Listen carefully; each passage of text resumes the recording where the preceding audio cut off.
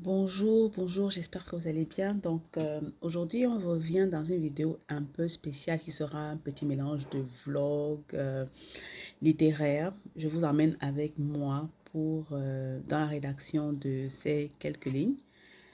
Euh, il faut savoir on est quel jour? On est le 10 août, on est le 12 août. Donc, il faut savoir que en début de mois, l'un des objectifs que je me suis fixé, en fait, c'est d'écrire un roman. Un roman que j'ai planifié les autres mois, que j'ai planifié durant les derniers mois de l'année. C'est rien de bien particulier, hein. Bon, quand je dis les derniers mois de l'année, c'est aussi exagéré. C'était plus en juillet, un roman que j'ai planifié, que j'ai pensé un roman auquel je pense depuis un bon bout déjà et que je n'ai jamais vraiment écrit parce que je travaillais sur autre chose. Justement, il y a eu la grossesse, il y a eu l'accouchement, les déménagements, le début du travail. Bref, la vie active, je veux pas forcément dire la vie réelle, mais la vie est divisée. On a une vie, mais on a qui est pas compartimentalisée en différentes sections. Donc, j'étais prise dans d'autres projets. Ce roman-là, je n'ai pas vraiment avancé dessus parce que en 2021, j'ai fait publier un roman.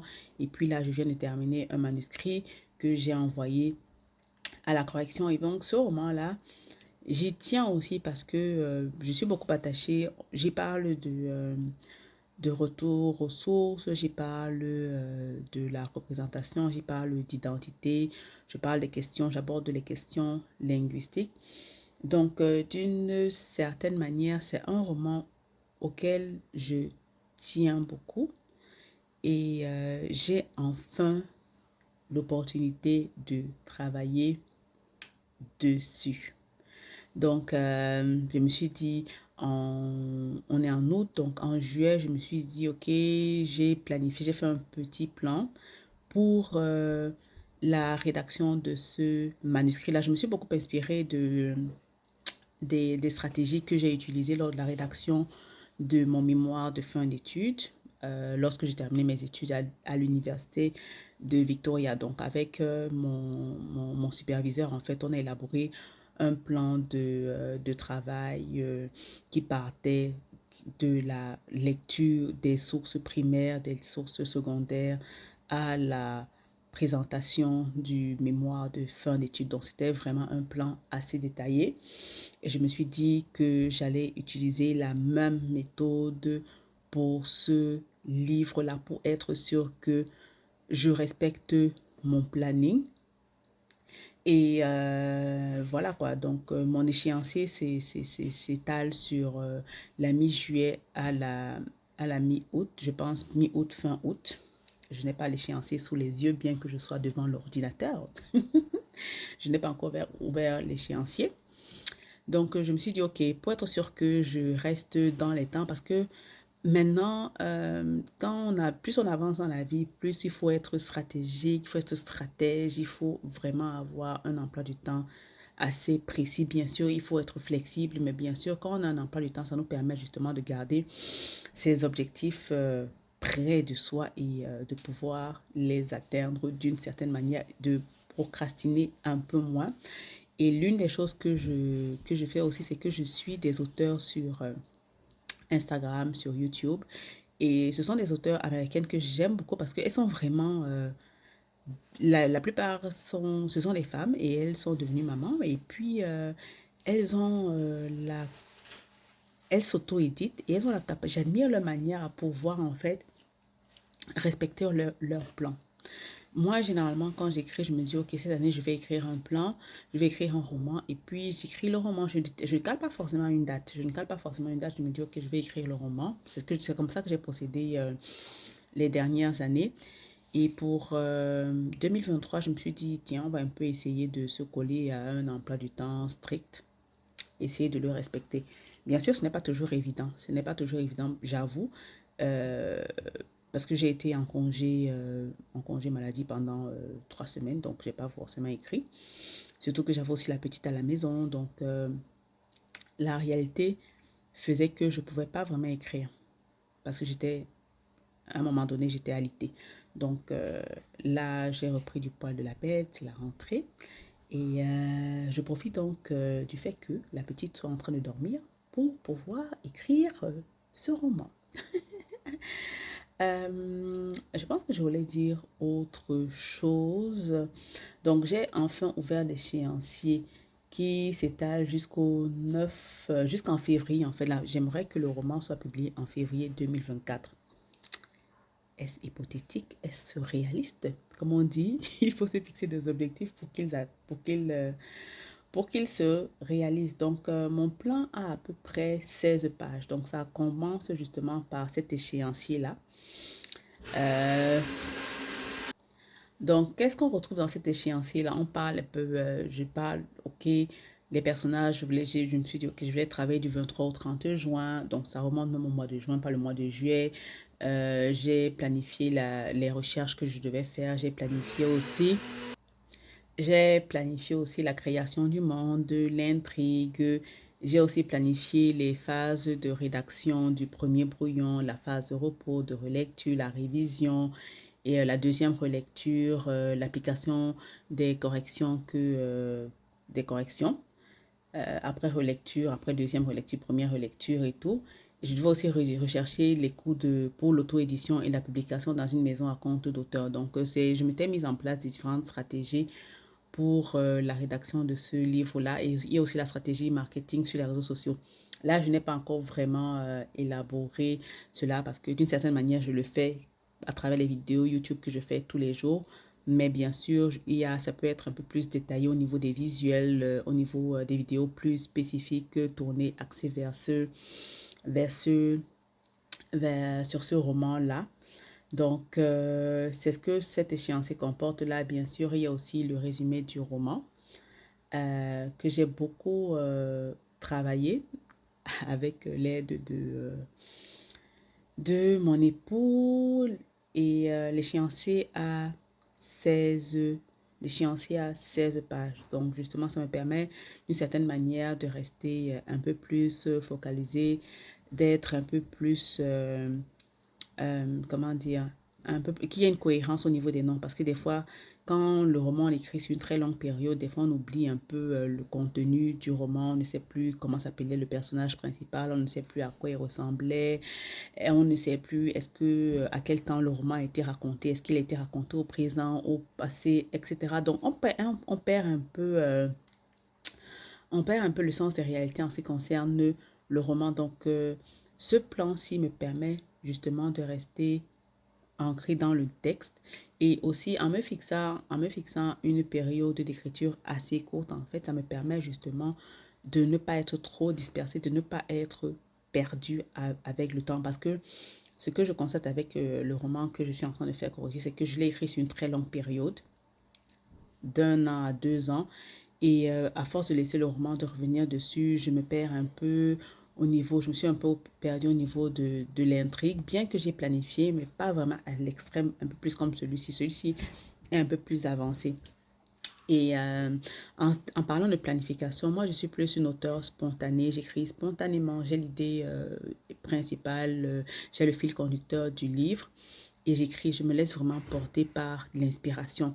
Et cette discussion, elle est très intéressante parce que il y en a qui sont vraiment des fervents défenseurs de la planification vraiment détaillée des romans. Et puis, il y en a d'autres comme moi qui disent qu'on écrit un peu freestyle. Le problème avec le freestyle, justement, c'est qu'on perd on oublie un peu ce qu'on a fait, ce qu'on a écrit, on oublie un peu sur ce quoi on travaille. Mais je comprends aussi parce que d'une certaine manière, je n'arrive pas à vraiment planifier parce que j'ai l'impression de perdre un peu quelque chose, de ne pas... ça ne fonctionne pas vraiment. C'est vraiment au niveau de l'instinct, au moment où j'écris, que je pense le roman, que je vis à travers les personnages. Alors que quand je planifie, il n'y a pas vraiment cette connexion-là. En fait, je trouve cette manière de faire un peu froide. Et je me dis, c'est correct. c'est correct tout simplement d'écrire spontanément. À chacun sa méthode. Le plus important, c'est que au moment de la relecture, c'est au moment de la relecture qu'on se rend compte que c'est peut-être important de planifier. Mais au moment de la relecture aussi, je pense que si on n'a pas écrit le roman sur une très longue période, on n'est pas vraiment trop perdu. Et les relecteurs bêta avec lesquels on travaille peuvent justement nous permettre de nous recentrer sur l'œuvre et de ne pas trop se perdre. Donc, c'est vraiment un débat intéressant, une question intéressante. Quelle est la méthode que vous utilisez? Est-ce que vous êtes plus planificateur? Moi, je dirais que je suis spontanée et avec un petit soupçon de planification parce que c'est toujours important pour savoir où on va. Donc, je voulais vous amener un peu dans la phase d'écriture. Je m'étais dit que j'allais travailler 30 minutes par jour. Là, je viens de parler pendant 10 minutes à peu près. Donc, voilà. Je, je suis au chapitre 2. Je suis au chapitre 2 et que je vais rédiger. Et on se dit à bientôt dans une nouvelle vidéo.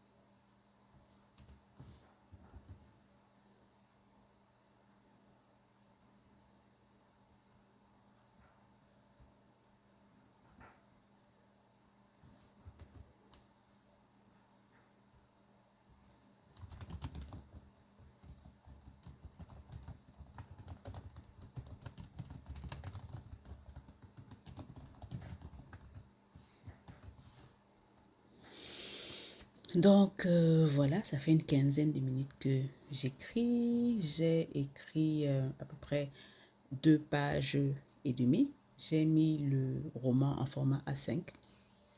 Donc voilà, donc 2 pages et demie. Je vais m'arrêter d'abord là. Et on se dit à bientôt dans une nouvelle vidéo.